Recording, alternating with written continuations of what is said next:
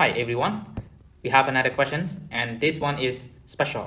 So I have two methods to solve these questions. So let's say first method.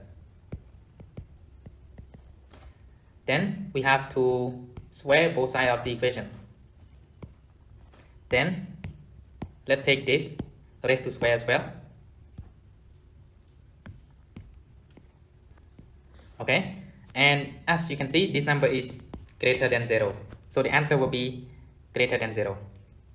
And after we square both sides of the equation, then we need to expand the second side here by using the formula a plus b raised to square.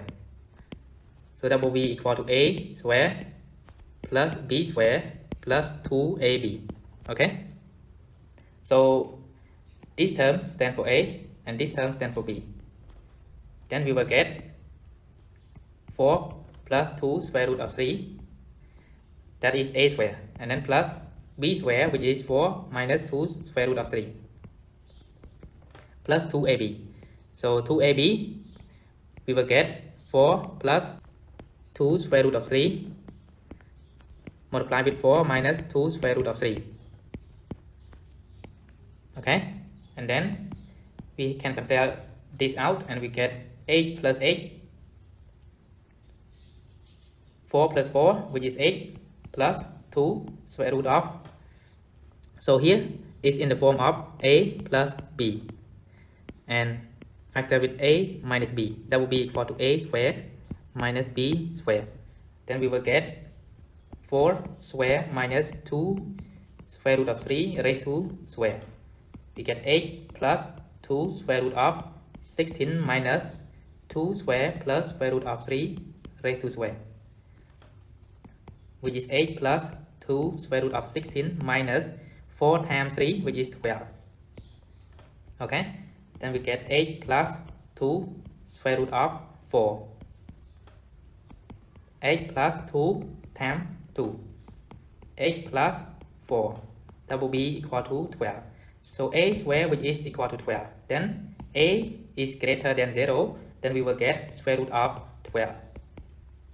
Then square root of 12 will be equal to 2 square root of 3.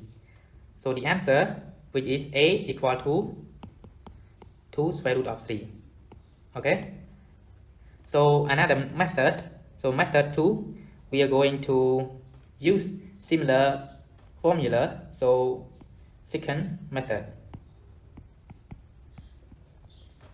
We have a here, which is square root of 4 plus 2 square root of 3. Okay, and then plus 4 minus 2 square root of 3.